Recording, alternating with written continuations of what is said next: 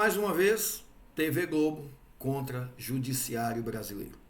Por enquanto, TV Globo está ganhando e será exibido no programa Linha Direta o caso Henri Borel, um documentário feito sobre a morte da criança Henri Borel.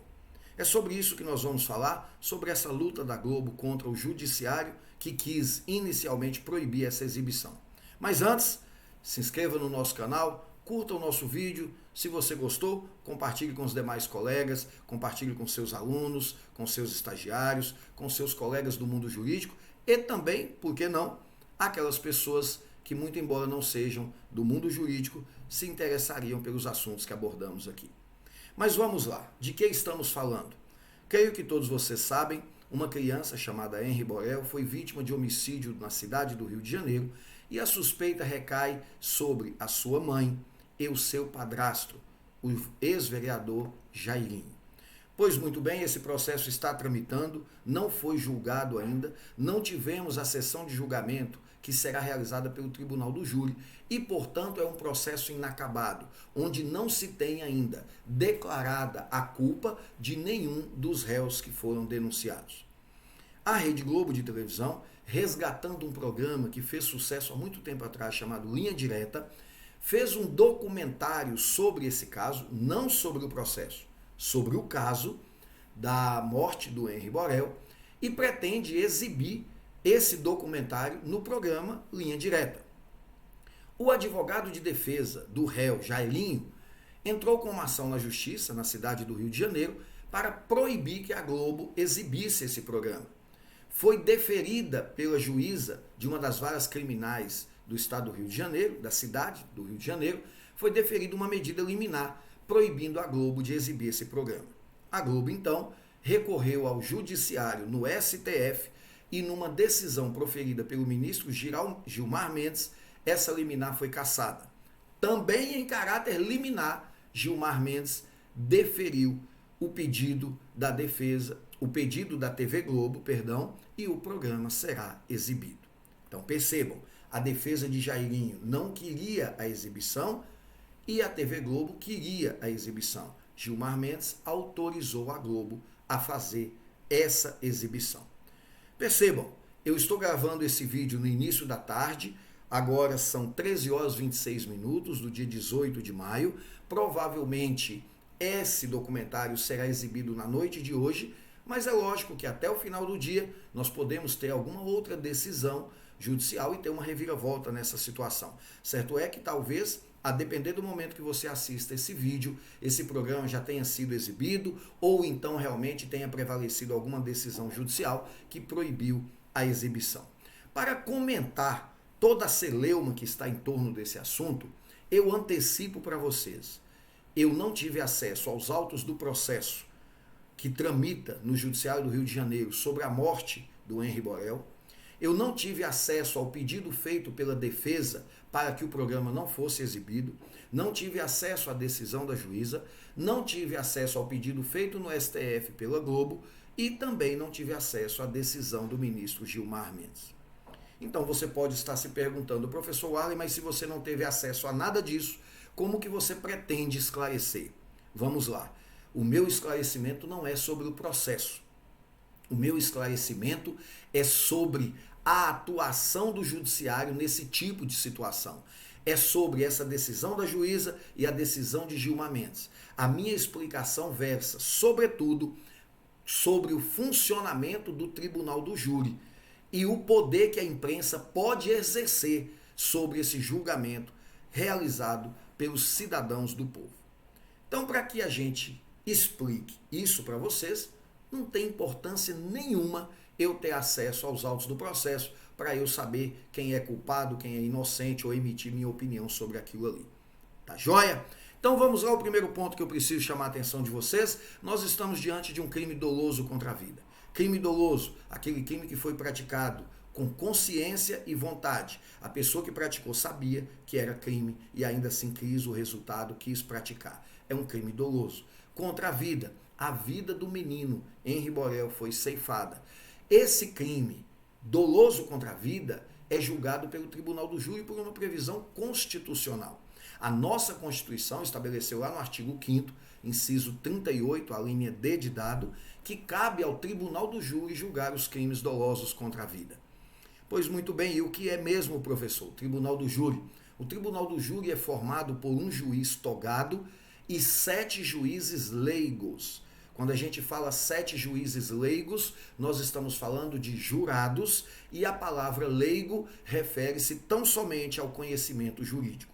Isso porque, para ser jurado, não há necessidade que a pessoa conheça as ciências jurídicas. Afinal de contas, o tribunal do júri é formado pela dona Josefa, funcionária de um banco, pela dona Maria, professora de português, pelo seu João, vendedor de frutas na barraca da esquina, pelo seu Alcides, funcionário da empresa de energia elétrica da cidade. Percebam, não importa a profissão que a pessoa exerça, basta que ele seja um cidadão de uma conduta ilibada, um cidadão cuja ética, cujos valores foram anteriormente analisados pelo Poder Judiciário. Um cidadão de bem, em resumo, eu posso afirmar para vocês. Então, esse cidadão vai compor o tribunal do júri e, após o término dos trabalhos, esse cidadão, juntamente com os outros pares, irão definir os rumos dos réus naquele processo. Se são inocentes, se são culpados, por qual crime são culpados. Se por um homicídio simples, por um homicídio qualificado, cabendo ao juiz, a partir dessa decisão, proferir a sentença aplicando a pena. Aqui o primeiro ponto de destaque, o primeiro ponto que eu quero chamar a atenção de vocês. Percebam, a decisão nesses casos não cabe ao juiz togado. Juiz togado, aquele que passou no concurso, tomou posse. Não, esses casos são decididos pelo tribunal do júri, lembrando, formado por cidadãos de conduta ilibada, cidadãos de boa índole. Não é pelo juiz. O que significa dizer, o juiz, nesse caso, não tem competência para dizer se o réu é culpado ou inocente. Essa competência é dos jurados. Quando os jurados disserem que ele é competente, aí o juiz togado vai aplicar a pena. Porque quem tem conhecimento jurídico para fazer a aplicação dessa pena é o juiz togado. Esclarecido isso, eu quero mostrar para vocês um dispositivo que nós temos no Código de Processo Penal que explica por que qualquer cidadão de boa conduta pode ser jurado. Então acompanhem comigo, por gentileza. O artigo 472 do Código de Processo Penal estabelece o seguinte: formado o conselho de sentença, o presidente, que é o juiz, levantando-se e com ele todos os presentes, fará aos jurados, aqueles 7 que foram sorteados, a seguinte exortação: em nome da lei, concito-vos a examinar essa causa com imparcialidade e a proferir a vossa decisão de acordo com a vossa consciência e os ditames da justiça. Percebam, os jurados vão decidir de acordo à sua consciência e os ditames da justiça. O jurado então levanta a mão direita e diz: assim o prometo. Primeiro ponto, eles decidem com base na consciência, com ciência, aquilo que eles ficaram sabendo sobre os fatos, e os ditames da justiça. Eles julgam com base naquilo que para eles é o justo. Lembrando, justiça não é lei. Justiça não é doutrina escrita por conhecedores do direito. Justiça não é decisão proferida pelos tribunais. São coisas distintas. Jurisprudência é uma coisa, lei é outra, doutrina é outra e justiça é outra. O que eu quero dizer com isso? Que quando um jurado julga com base no seu senso de justiça, ele está julgando usando o que há de mais subjetivo no seu ser. É o que ele entende que é justo. Partindo-se de uma ideia de que justiça é dar a cada um o que é seu. Se você errou, você tem que pagar, na medida do seu erro. Mas o meu conceito de justiça pode ser diferente do seu. E percebam, em nenhum momento a lei exige que os jurados decidam de acordo os autos do processo.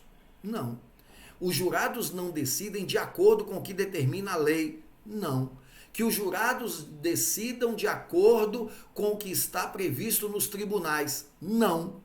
Os jurados decidem com base no seu senso de justiça. Aqui o ponto principal da nossa exposição hoje. Como saber qual é o senso de justiça de determinado jurado? Logicamente, sabendo o meio que ele vive, a cultura em que ele está inserida, a sociedade, os seus valores, todos eles é que constrói nele o senso de justiça. Eu costumo dizer para os nossos alunos que o meu senso de justiça é fruto de tudo que eu vivi na minha vida. O que eu entendo hoje como justo ou injusto foi uma construção que eu consegui fazer com base em tudo que eu já vivi, desde o meu primeiro dia de vida. Para que vocês consigam entender de forma mais clara o que eu estou dizendo, se eu nunca senti fome, o meu senso de justiça relacionado à fome no nosso país é um senso distorcido. Se eu nunca convivi com nenhum tipo de violência, seja ela física, moral ou psicológica, o meu senso de justiça com relação ao que é ou não violento é um senso distorcido da realidade. Porque, a bem da verdade, justo para mim é o que há de mais subjetivo no meu ser.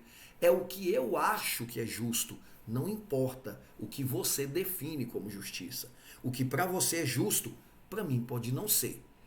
Em razão disso, eu quero destacar e chamar a atenção de vocês.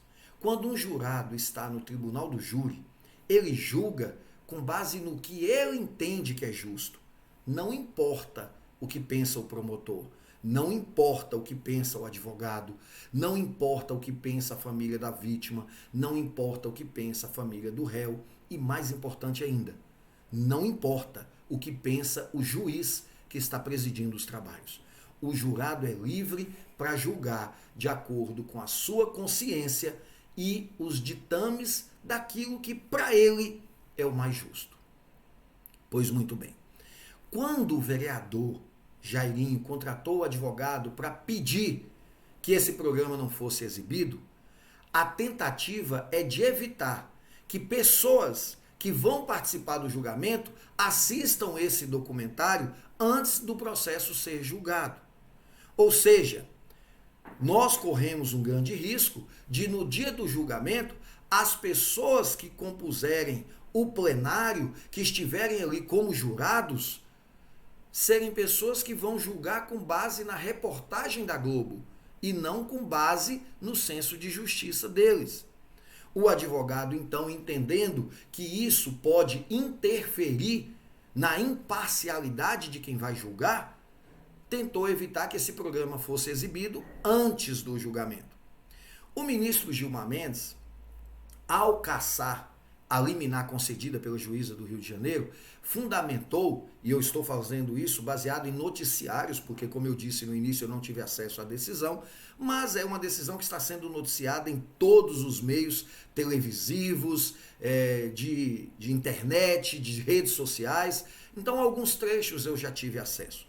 Nos trechos que eu tive acesso, o ministro Gilmar Mendes entende que seria uma censura prévia. Nós estaremos diante de uma censura, violando, ferindo a liberdade de imprensa. É verdade, uma decisão dessa viola a liberdade de imprensa, que é também assegurada constitucionalmente. De outro lado, a juíza de primeira instância deferiu esse pedido que o advogado fez, proibindo a Globo, alegando que esse programa pode interferir no ânimo dos jurados e, na época em que o júri for realizado, essas pessoas não serem mais imparciais, elas serem parciais, porque elas tomaram parte, elas estão a par da realidade sobre uma ótica de outras pessoas, que não promotor e advogado. Percebam, é o jurado tomar uma decisão baseada não no que o advogado falou, não no que o promotor falou, mas tomar uma decisão baseada no que a Globo e a sua equipe de jornalistas falaram. Percebam, É um problema muito grande que mais cedo ou mais tarde, seja o nosso legislador alterando o Código de Processo Penal, seja o STF, deverá resolver. Esse problema não é inédito no Brasil e não vai acabar por agora. Outro caso polêmico é o caso da Boate Kiss, que o júri foi anulado, nós teremos um outro júri e vários documentários já foram feitos pela Globo e pela Netflix. E para quem assistiu sabe que é um documentário extremamente tendencioso para as vítimas. Em ambos os casos, Boate Kiss, caso Henri Borel, são crimes bárbaros. São crimes que fizeram a sociedade brasileira sofrer. Qual cidadão que não sofreu com a história da Boate Kiss? Qual cidadão que não sofreu com a morte do menino Henri Borel? Mas nós não estamos falando disso. São crimes realmente bárbaros, graves, que nos comoveu, alterou o nosso emocional, nos fez sofrer. Mas o que eu estou tratando aqui não é disso. O que eu estou tratando é de um devido processo legal. É que todos os réus, sejam da Boate Kiss, sejam do caso Henri Borel, de qual caso for, tem direito a um julgamento justo, tem direito a um devido processo legal, a um processo em conformidade com a lei. Principalmente nesse caso que estou a tratar, tem direito de ser julgado por um juiz imparcial. E aí eu pergunto a você, você que me ouve, se tivesse que ser julgado por qualquer motivo pelo nosso judiciário, você ia querer um juiz parcial ou imparcial? É óbvio que você ia querer imparcial. Aquele juiz que não tendencie nem para a defesa e nem para a acusação. Que ele julgue com base no que for justo. O que nos parece, nesses casos que ainda serão levados a júri, é que essa imparcialidade, ela é assassinada, ela é violada pela exibição de documentários televisivos antes do julgamento ser feito. E aqui eu faço uma ressalva, ninguém está proibindo a Globo de exibir esse documentário. A liberdade de imprensa permanece lá. Mas nesse momento, agora, ela terá que ser relativizada em confronto com outros princípios muito mais importantes. Ampla defesa, contraditório, imparcialidade do julgador. E relativizar a liberdade de imprensa agora não significa fulminá-la. Significa, depois do julgamento pronto, transitado em julgado, aí sim a Globo pode exibir. A exemplo do que foi feito há 2 semanas atrás com o caso da Eloá. Então percebam, aquele documentário da Eloá em nada vai alterar o julgamento, porque o julgamento já foi feito. Mas esse documentário sobre o Henri Borel pode sim alterar o julgamento, mesmo porque esse documentário normalmente é feito sob uma ótica, provavelmente a ótica da vítima, entrevistando os familiares da vítima. Não é comum nesses documentários nós assistirmos entrevistas dos advogados de defesa, das testemunhas de defesa, do réu. É dada a voz somente à vítima. E isso viola a imparcialidade de que tanto falamos. Percebam, nós vamos levar a julgamento um processo em que todos os jurados, a quem cabe decidir, já teriam assistido um documentário que foi feito de forma unilateral. E é bem verdade que eu posso estar me precipitando porque eu não assisti o documentário ainda. Mas eu faço esse comentário baseado nos outros documentários que a mesma emissora já produziu.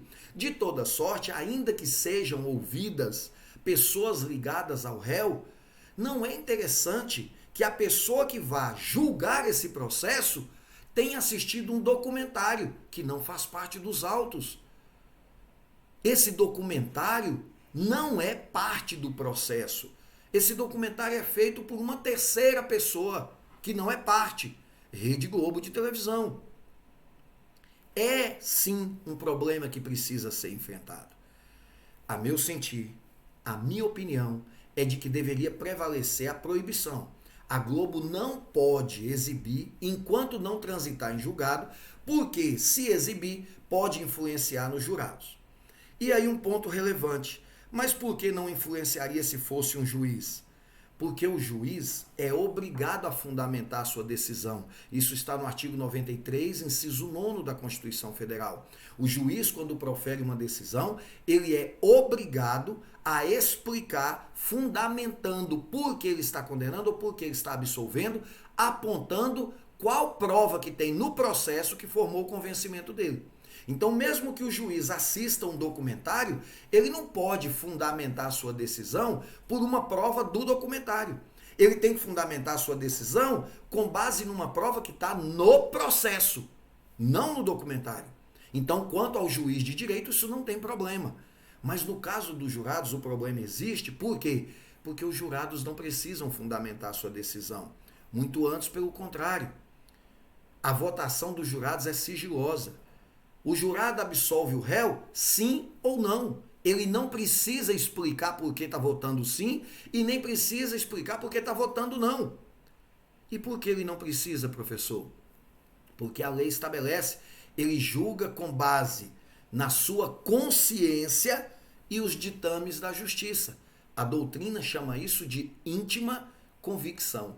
Aquilo que ele intimamente se convenceu é que vai orientar se ele vai dizer sim ou não. E ele não precisa explicar se votou sim ou se votou não e por que votou sim e por que votou não. A bem da verdade, eu, advogado de defesa, o promotor, o juiz, a vítima, o réu, nós nunca vamos saber em quem o jurado João, Maria ou José votou. Em razão disso, se ele não precisa fundamentar, ele pode tomar uma decisão baseada no documentário e não baseada no processo. Percebam o risco que nós estamos correndo. Para finalizar o nosso bate-papo, um recado para os nossos colegas advogados criminalistas, para os nossos estagiários da área criminal. Se prevalecer a decisão de Gilmar Mendes e a Globo puder exibir o programa, o que os advogados de defesa poderiam fazer para minimizar os danos?